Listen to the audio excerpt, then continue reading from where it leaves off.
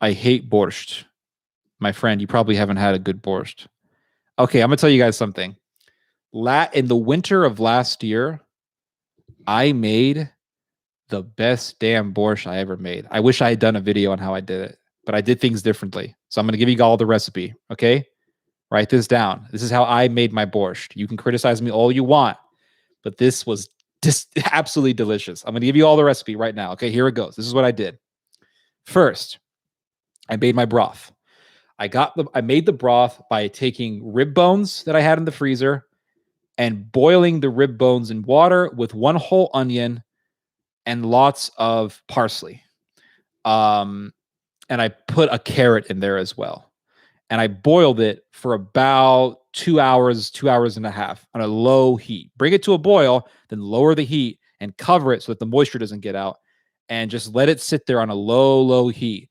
And then when the broth was done, I put the broth through a mesh, through like I filtered it out using a mesh, and then that way you got rid of all that crummy stuff in the broth. And I ended up with this like nice beef stock, this nice colored beef stock with no crumb or anything like that, no residue from the bones or the vegetables or anything like that. So then I take that broth, I put it back into the pot. I cleaned up the pot first because you don't want any residue in it. You want a nice consistent broth. Put that broth back into the pot, and then I took stew beef, like those chunks of beef that you get at the grocery store for stews, and I put that into the pot, and I let it boil on a low heat for 2 hours or until the beef is very tender. So this broth is now being boiled again with another meat. So it's going to make that stock extra rich. But I didn't add any more vegetables to it or anything like that. Oh yes, to the stock I added maybe 1 head of garlic. I don't think I added any garlic to that. So just onion, carrot, and parsley. That's all I added. So now the beef is tender. Those pieces of nice tender beef, those pieces of beef, that stew beef is nice and tender and delicious. Now in a frying pan, now let's get to the vegetables. So I only wanted to use vegetables from my garden, except for potatoes. I don't grow potatoes because it's not really worth it unless you have a lot of space. So I took beets and I took turnips. Yes, and I also took some Japanese radishes, which are very good. And I did take a carrot, but the carrot was grocery store bought because I don't really grow carrots, although I should. So I took a couple of carrots, shred those carrots. You want to shred them on a cheese grater. You want the vegetables to have a shreddy texture to them. Okay. So I shred the carrot, shred the beet, shred the turnip, shred the radish, shred all that stuff. Shred all your vegetables except for the potatoes. I don't shred those because then you end up with like a shreddy potato. It doesn't come out good. Now I take a frying pan, put on high heat. I added olive oil to it. And then to the frying pan, I added onion. And then I added the shredded carrot. I cooked the onion and the shredded carrot down for a good 10 minutes, stirring. You don't want to burn anything. As that onion and carrot is frying on the olive oil, I take a ladle and I ladle in some of the stock and put it in the frying pan. Now, this is essential. The Russians have a term for this. I forgot what it's called. And the Ukrainians have a term for it, but I forgot what it's called. But I did not do this in my past borschts. I saw it done on YouTube, but I didn't understand the purpose. And what I ended up with was a new dimension of flavor in the recipe. So you just put one ladle. Don't add a lot of stock. You don't want to boil those vegetables. Just not even a full ladle, like less than half of a ladle.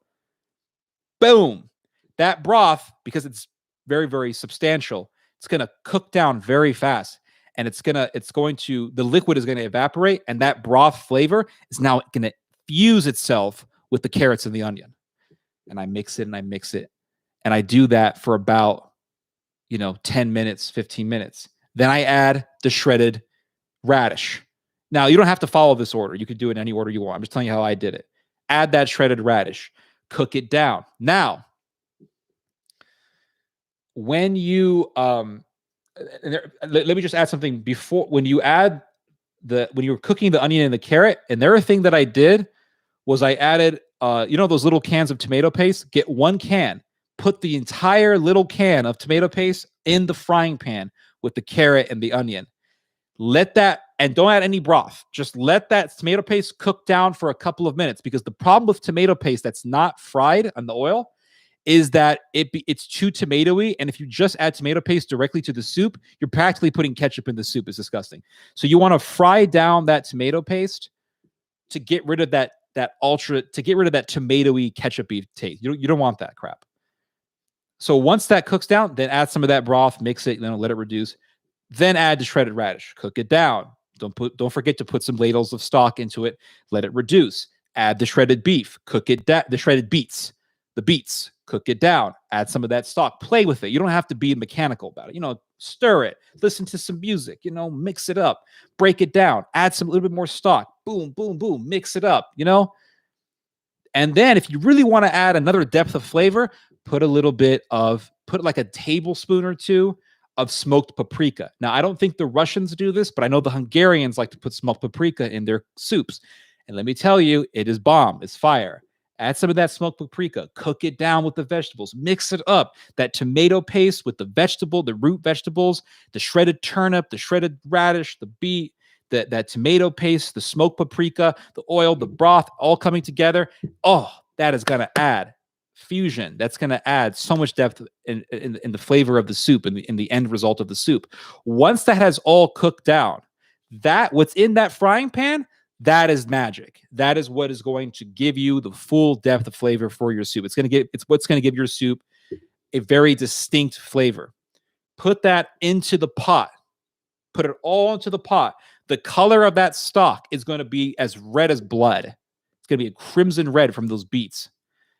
Let that cook down for another 20. Now let the soup cook for another 20 minutes, 30 minutes, low heat. You don't want it all evaporating out.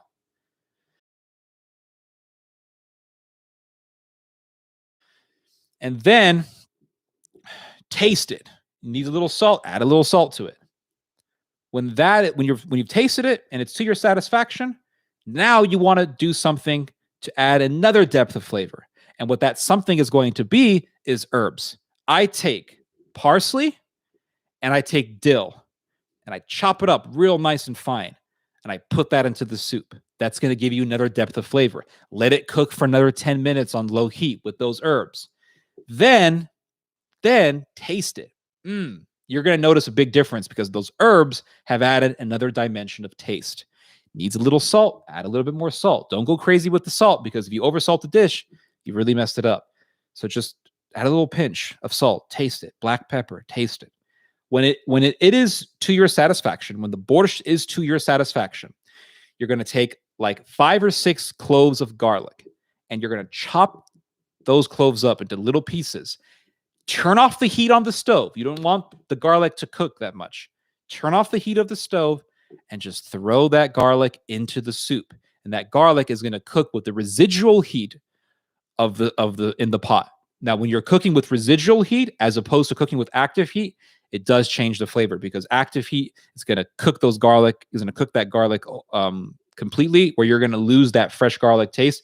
Residual heat is going to cook it enough, but not too much to the point where you're going to lose the taste of fresh garlic. And that fresh garlic taste, when you eat your soup, it's going to add another depth of flavor. So right there, you have like 4 dimensions of flavor in your soup. You have the first dimension, which was with the rib bone broth.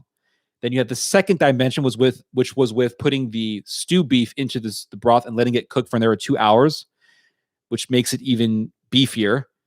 Then you have the dimension of the root vegetables cooking together, breaking down, and the reason why you want to break down those root vegetables is because you want to get rid of the water in the vegetables. That water in the vegetable is what is overwatering the flavor. It's watering down the flavor. So you want to take that water out of the root vegetables, and you just want to taste the essence of the root crop. You want to taste the essence of the turnip, the essence of the beet, the sweetness of the beet. So by by cooking those root vegetables down long enough, 15, 20 minutes, be patient with it on a low, high heat, and just taking that water out, you're going to get the sugars and the essence of the flavors of those root vegetables. So, and then so you have that time, and then also the fact that it's mixed with the tomato paste and the smoked paprika, and then mixed with those little ladles of broth that cook down in the frying pan. That what's in that frying pan, that is right there a dimension of flavor, a distinct flavor. The onion, don't forget the onion, and the carrot, which is very sweet. The beet, which is extremely sweet. Put that into the soup. When you taste the borscht, you should taste a little bit of sweetness. People are going to say, "Oh, did you put sugar in this?" No, it's just sugar from the beets. It's all natural.